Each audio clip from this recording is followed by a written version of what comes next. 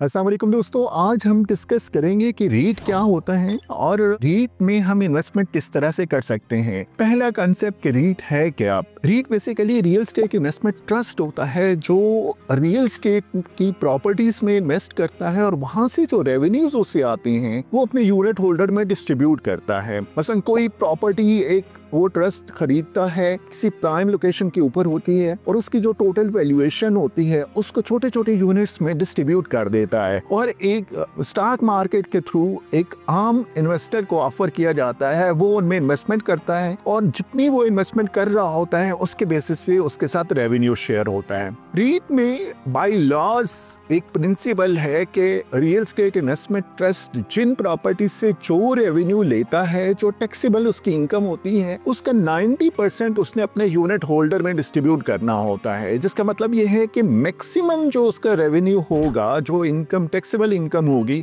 वो अपने unit holder में डिस्ट्रीब्यूट करेगा जिन्होंने उसमें इन्वेस्टमेंट की होगी। इसकी 3 टाइप्स होती हैं। पहली टाइप होती है रेंटल रेट की, कि वो ट्रस्ट एक ऐसी प्रॉपर्टी, बनी बनाई प्रॉपर्टी खरीदता है जो आगे किराए पे जाती है, मल्टीनेशनल कंपनीज वहाँ पे ऑफिसेज बनाती हैं, या वो मॉल होती है, वहाँ पे रिटेल स्टोर, बड़े ब्रांड्स आके अपना बिजनेस करते हैं, तो वहां से जो रेंटल इनकम आती है वो रेंटल इनकम शेयर होती है यूनिट होल्डर्स में। दूसरा जो टाइप है रीट की, वो डेवलपमेंट रीट होती है कि कोई भी प्रोजेक्ट स्टार्ट हो रहा होता है किसी अच्छी प्राइम लोकेशन के ऊपर, तो वो डेवलपमेंट फेज के हवाले से फंड्स इकट्ठे किए जाते हैं थ्रू रीट, और उनके साथ जो यूनिट होल्डर है उनके साथ प्रॉफिट उस वक्त शेयर किया जाता है जब वो मैच्योर हो जाती है प्रॉपर्टी। मसलन कोई प्रोजेक्ट स्टार्ट हुआ, लेट्स असीम हम एक मिसाल लेते हैं कि एक अपार्टमेंट का प्रोजेक्ट था और वो जो स्टार्ट हुआ, जब रीट ऑफर हुआ तो 7,000 पर स्क्वायर फीट के ऊपर था, और जब वो मैच्योर हुआ तो वो 25,000 पर स्क्वायर फीट के ऊपर था। तो 7,000 से 25,000 का जो डिफरेंस है, जो प्रॉफिट है, ये प्रॉफिट फिर उन यूनिट होल्डर में डिस्ट्रीब्यूट होता है। तो ये होता है डेवलपमेंट रेट। और एक हाइब्रिड रेट होता है कि पहले वो डेवलपमेंट में कंसिडर होता है, उसके बाद जब वो प्रॉपर्टी मैच्योर हो जाती है तो वही प्रॉपर्टी रेंटल में कन्वर्ट हो जाती है, तो उसको हाइब्रिड रीट कहा जाता है। तो ये 3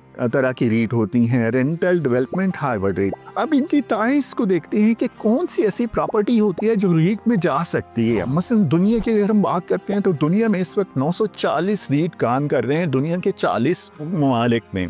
वहाँ पे डिफरेंट सेगमेंट्स में ये रीट्स हैं। ये रीट मॉल बनती हैं, बड़ी मॉल्स बनती हैं जो रीट के अंदर होती हैं, और वहाँ से जो रेंटल इनकम आ रही होती है वो यूनिट होल्डर में डिस्ट्रीब्यूट होती है। इसके बाद अपार्टमेंट्स के टावर्स बनते हैं, हॉस्पिटल बनते हैं, हॉस्पिटैलिटी और टूरिज्म में इन्वेस्टमेंट्स होती हैं, लॉजिस्टिक में इन्वेस्टमेंट्स होती हैं, इंडस्ट्रियल कम्प्लेक्स बनते हैं रीट के अंदर, और वहां से जो इनकम आती है वो यूनिट होल्डर में डिस्ट्रीब्यूट होती है। तो इस तरह का डिफरेंट प्रॉपर्टीज की टाइप रीट में जा सकती हैं। और रीट का सबसे बड़ा जो बेनिफिट होता है, ये फुली रेगुलेटेड होती है, ये SCCP से अप्रूव होती है, ये स्टॉक एक्सचेंज पे आके लिस्ट होती है, और साल में 2 दफा इसकी इवैल्यूएशन होती है, और ये कम्प्लीटली रेगुलेटेड होता है जिसमें आप इन्वेस्टमेंट कर सकते हैं और आप पे कोई रिस्ट्रिक्शन नहीं होती कि आप कितनी इन्वेस्टमेंट करें। आपके पास जितनी सेविंग आती है, मिनिमम भी सेविंग होती है, तो आप मंथली एक हैबिट अपने डेवलप कर सकते हैं और इसमें इन्वेस्टमेंट कर सकते हैं। आप पे कोई फाइन नहीं होता कि कोई पेमेंट आपकी ड्यू थी, आपने पेमेंट नहीं की तो ये आपको फाइन अदा करना पड़ेगा, या आपकी फाइल कैंसिल हो जाएगी। तो इस तरह का कोई इशू रीट में नहीं होता। आपको जब इमरजेंसी की सूरत में अगर इवन फंड्स चाहिए हो तो आप अपने कुछ यूनिट सेल करके फंड्स जनरेट कर सकते हैं और अपना